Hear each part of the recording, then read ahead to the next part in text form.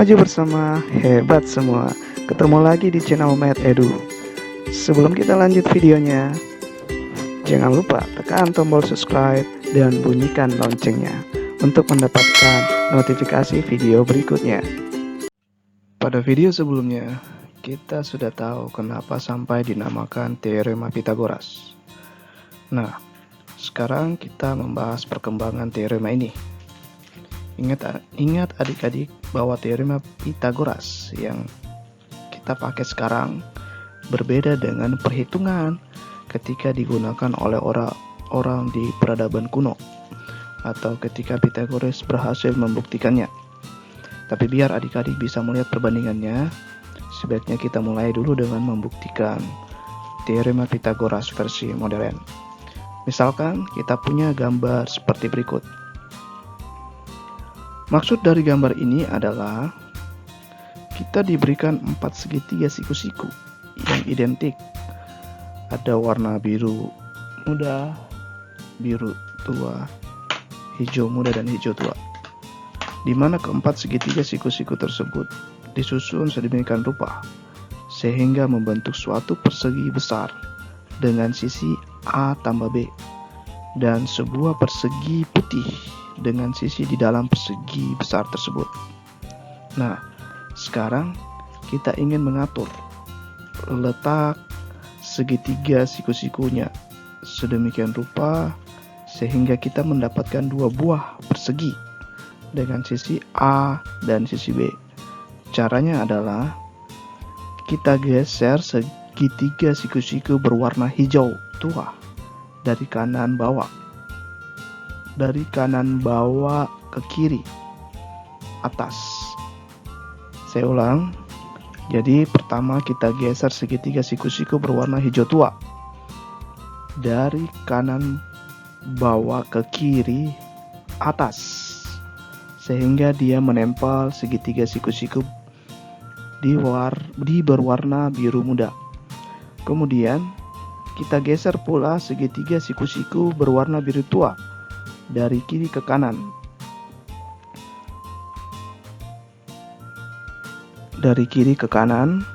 Dan segitiga siku-siku berwarna hijau muda dari atas ke bawah.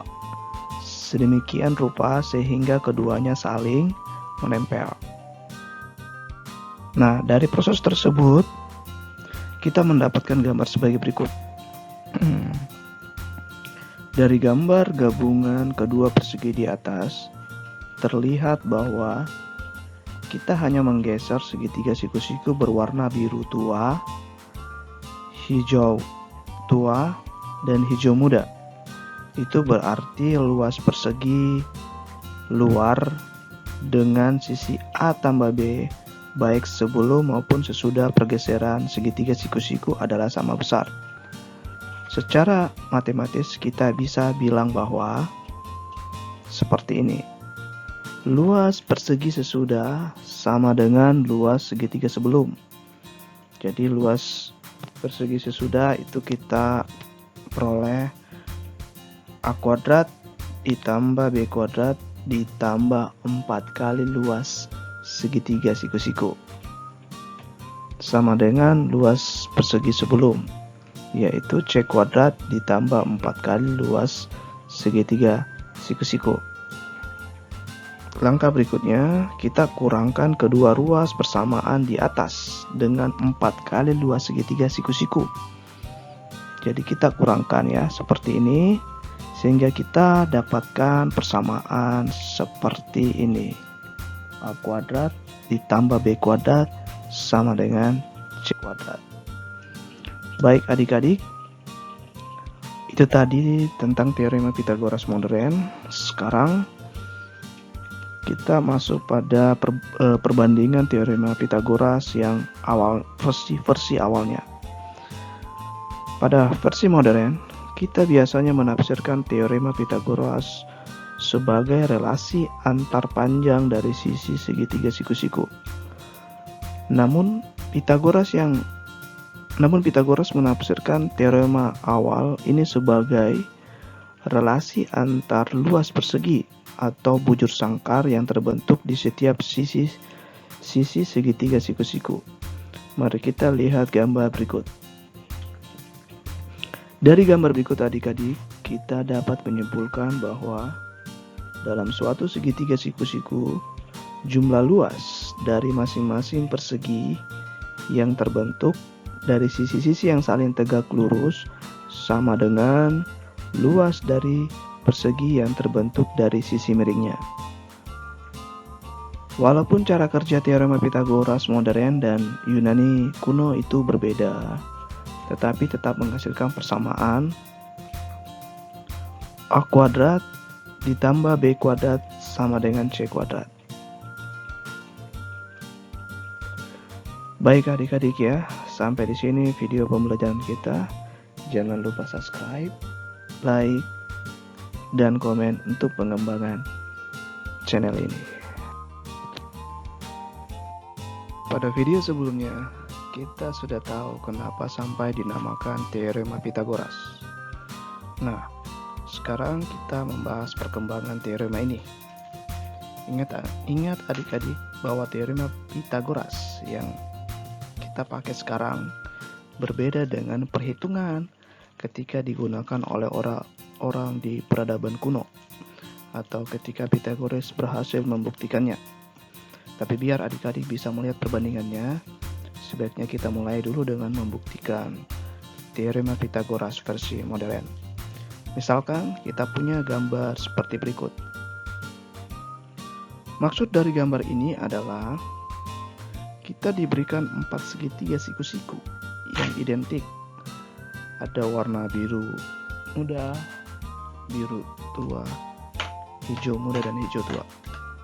Di mana keempat segitiga siku-siku tersebut disusun sedemikian rupa sehingga membentuk suatu persegi besar dengan sisi A tambah B dan sebuah persegi putih dengan sisi di dalam persegi besar tersebut. Nah, sekarang kita ingin mengatur letak segitiga siku-sikunya sedemikian rupa sehingga kita mendapatkan dua buah persegi dengan sisi A dan sisi B. Caranya adalah kita geser segitiga siku-siku berwarna hijau tua dari kanan bawah ke kiri atas. Saya ulang. Jadi pertama kita geser segitiga siku-siku berwarna hijau tua dari kanan bawah ke kiri atas sehingga dia menempel segitiga siku-siku di berwarna biru muda. Kemudian kita geser pula segitiga siku-siku berwarna biru tua dari kiri ke kanan. Dari kiri ke kanan, dan segitiga siku-siku berwarna hijau muda dari atas ke bawah. Sedemikian rupa sehingga keduanya saling menempel. Nah, dari proses tersebut kita mendapatkan gambar sebagai berikut. Dari gambar gabungan kedua persegi di atas, terlihat bahwa kita hanya menggeser segitiga siku-siku berwarna biru tua, hijau tua, dan hijau muda. Itu berarti luas persegi luar dengan sisi A tambah B baik sebelum maupun sesudah pergeseran segitiga siku-siku adalah sama besar. Secara matematis kita bisa bilang bahwa seperti ini. Luas persegi sesudah sama dengan luas segitiga sebelum. Jadi luas persegi sesudah itu kita peroleh A kuadrat ditambah B kuadrat ditambah 4 kali luas segitiga siku-siku sama dengan luas persegi sebelum, yaitu C kuadrat ditambah 4 kali luas segitiga siku-siku. Langkah berikutnya, kita kurangkan kedua ruas persamaan di atas dengan 4 kali luas segitiga siku-siku. Jadi kita kurangkan ya seperti ini sehingga kita dapatkan persamaan seperti ini. A kuadrat ditambah B kuadrat sama dengan C kuadrat. Baik adik-adik, itu tadi tentang teorema Pythagoras modern. Sekarang kita masuk pada perbandingan teorema Pythagoras yang versi awalnya. Pada versi modern, kita biasanya menafsirkan teorema Pythagoras sebagai relasi antar panjang dari sisi segitiga siku-siku. Namun Pythagoras menafsirkan teorema awal ini sebagai relasi antar luas persegi atau bujur sangkar yang terbentuk di setiap sisi segitiga siku-siku. Mari kita lihat gambar berikut. Dari gambar berikut adik-adik, kita dapat menyimpulkan bahwa dalam suatu segitiga siku-siku, jumlah luas dari masing-masing persegi yang terbentuk dari sisi-sisi yang saling tegak lurus sama dengan luas dari persegi yang terbentuk dari sisi miringnya. Walaupun cara kerja teorema Pythagoras modern dan Yunani kuno itu berbeda, tetapi tetap menghasilkan persamaan A kuadrat ditambah B kuadrat sama dengan C kuadrat. Baik adik-adik ya, sampai di sini video pembelajaran kita. Jangan lupa subscribe, like, dan komen untuk pengembangan channel ini.